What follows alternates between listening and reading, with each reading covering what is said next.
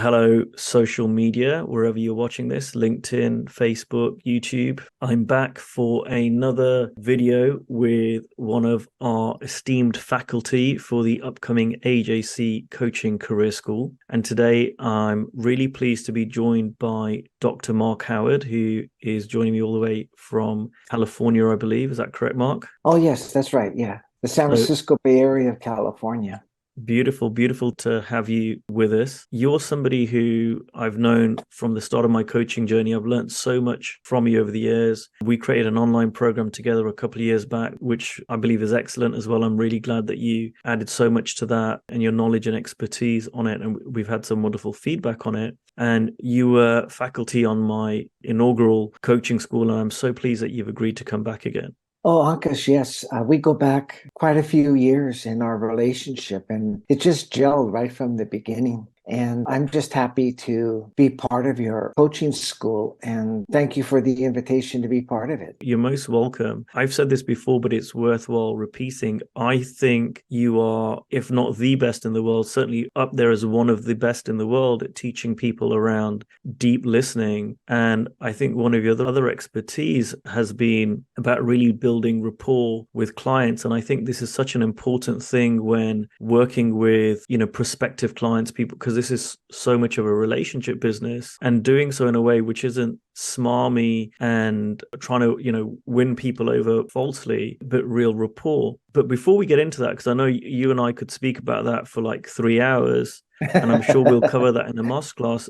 Before we started recording, we talked about what was fresh and new for you and some of the things that I found coaches have been asking themselves. And something that coaches struggle with, which I know that you've been so helpful for me in this, is around their confidence and trusting themselves and trusting their ability. And I was wondering if you could talk to that, whether they come to the school or not, if someone is listening to this and they're a Mhm. coach and they're thinking, how do I coach this person? Or how do I coach a CEO? How do I coach a sports star? How do I coach a famous person? How do I coach my friend? There might be someone or some group of people that they start putting in a category of kind of above Yeah. them or outside. And what could you share that would be helpful for coaches around that, which is a great little preview to a masterclass?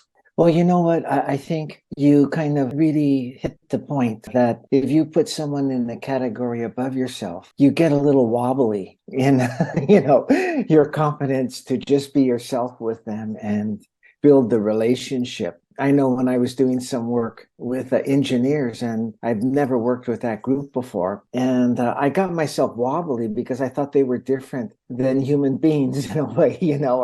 I lost sight that they're like everyone else. And if you just trust being with them and just make a connection, that you will find something that connects you and what you can talk about. So I think that's the first thing, is being careful when you're with a referral source or a potential client for yourself, being careful not to get too caught up in thinking about them, either putting them in a category or having some opinion about them, and trying to be as quiet as you can about your own thinking about yourself and how you're doing. If you could be quiet enough and just get interested in the person in front of you, really, honestly, your natural ability to share something that comes from that sense of interest will come up for you. So, but I think often a coach is thinking about like following a strategy or thinking they should be doing better than just being themselves, or doubting that they could come up with something, keeps them really from discovering how easy that is. If you're truly just sitting with another human being who's really just like you, and that you will find something that you can share with people if you're interested in them. That's so powerful. There are a couple of points there that stand out to me. One is in your speaking, and you've said it so kind of matter of fact, is that people are just like you. And I Yeah. think that we forget that. I've forgotten that. But, it doesn't matter. And I've been fortunate enough to coach CEOs and doctors and engineers, and as you have. And what's still always interesting to me is when I'm coaching somebody, that they're still just a regular person. It doesn't matter what accolades they've got or what's going on with them. I say just a person. They're a person. I think our thinking around people can get in the way of truly being a helpful coach. But Definitely. when we put that to one side, and it's like the old adage when people would get scared of public speaking, there was this old thing of like, imagine everyone in their underpants or something. And I think it kind of points to like to that of just seeing people as people. They're still regular people. Everyone,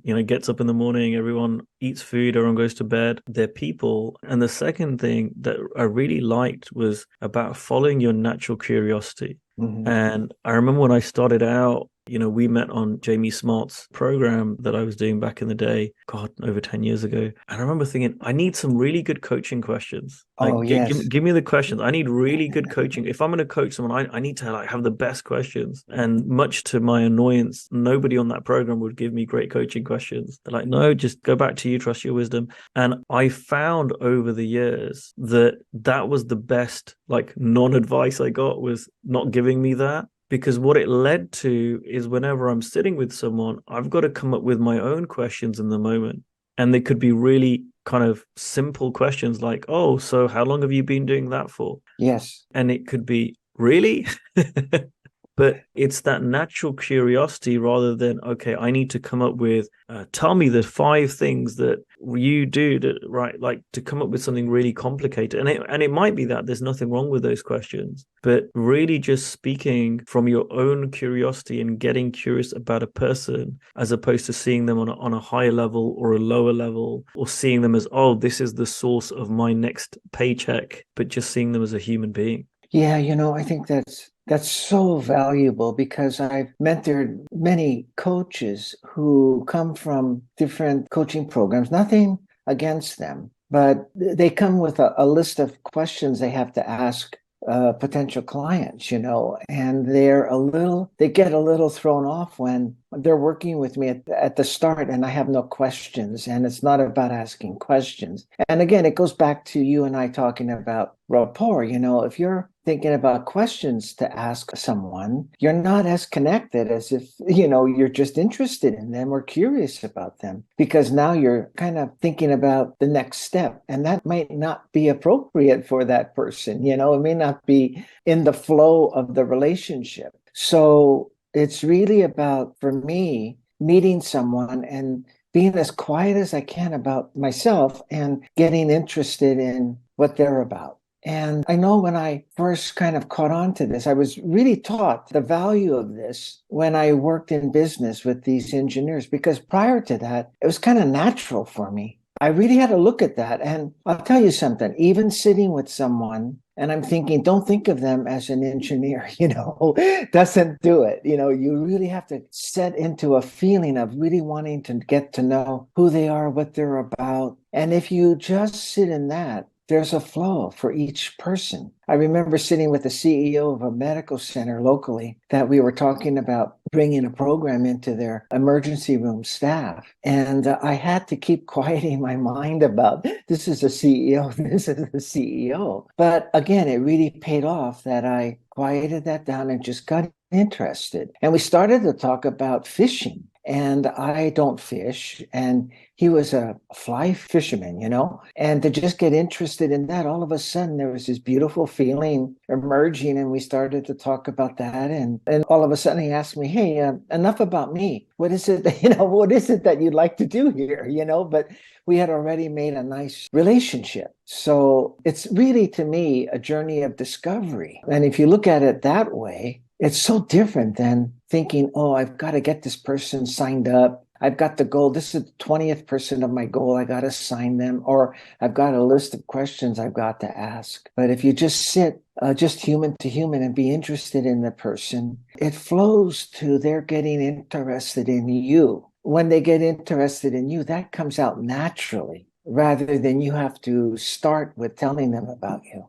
Yes, absolutely. And I can see that play out in my school so far. I don't think I've really enrolled very many people in the school, and I probably have. But a lot of the time, and I think we've got, at the time recording, we're nearly full. But most of the people who are in the school are people that had already decided they wanted to come to the school and said, can we have a conversation? Or there were people who were repeating. And I'm finding it in my own one-on-one coaching practice too, that nowadays I don't really enroll anyone.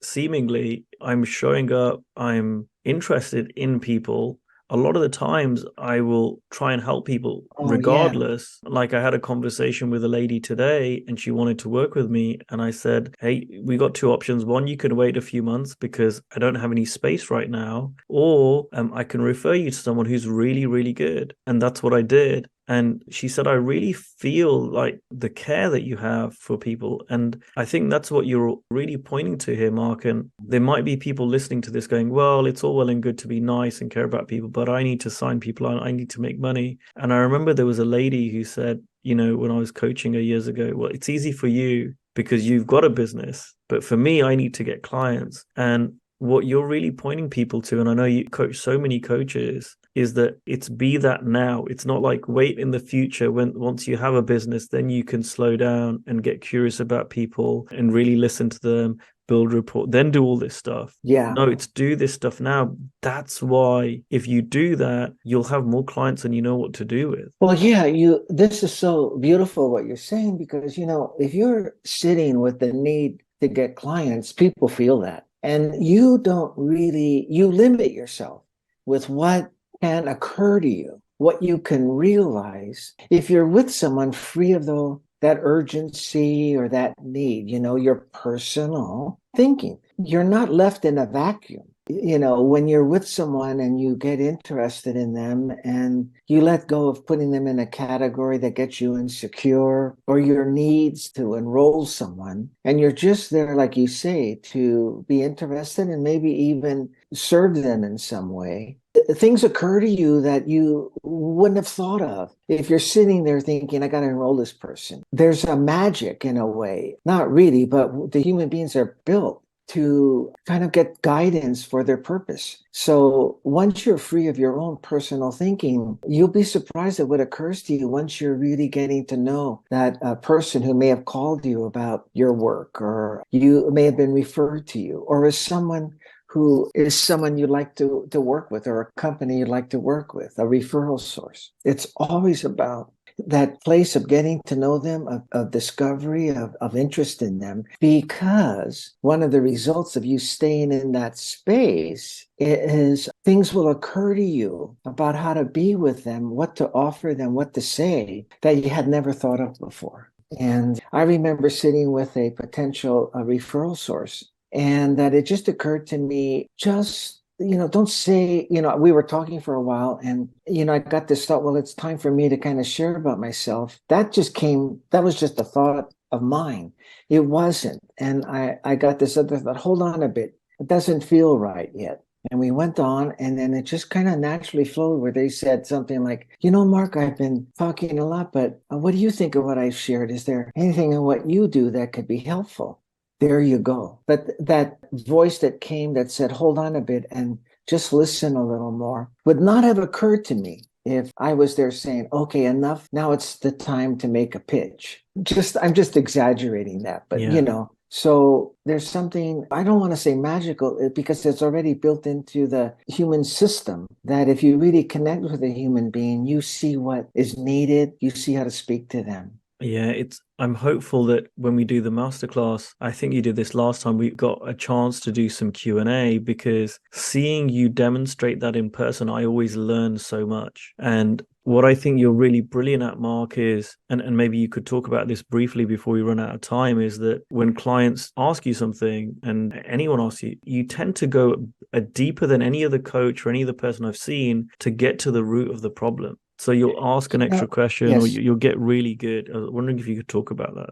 So yes, it's so valuable because it's not what it looks like. I'm not going deeper to get to the root of the problem. I am wanting to find what's going on with them, what's behind this? Where are they coming from that they're asking this? I really want to hear beyond their question. And so inside of me, I get quieter, and we've said it already, I'm more curious about what's up with them that they're asking this in a way, And so that's on tap for, my class with you, is to find a way to explore that with your participants, because that's really where you get the guidance to really see what a human being needs from you. how to coach them. It really comes from getting a deeper sense of what is it about them that they're asking this. And when you find that, you know how to coach them. It's really something, it's like, you're going along, you don't know. And then all of a sudden, with that kind of exploration, that deeper listening, you might call it, you just see how you can find a way to help them, be of service to them. Beautiful. Yeah. Well, I'm so Yeah. excited for Yeah. your masterclass. Yeah. I Me know too. that anyone that attends it is going to be a better coach by the end of it. If they bring their best listening to it, they're going to see a remarkable change. So thank you once again for agreeing to be part of the school. Thank you for today. I hope people get some really valuable insights. If you have, just comment below, and feel free to share this with anyone you think you could share it with who'd benefit from listening to this message. Well, thank you, Ankush. I can't wait to do my class, and I just love, again, being part of your faculty. Beautiful.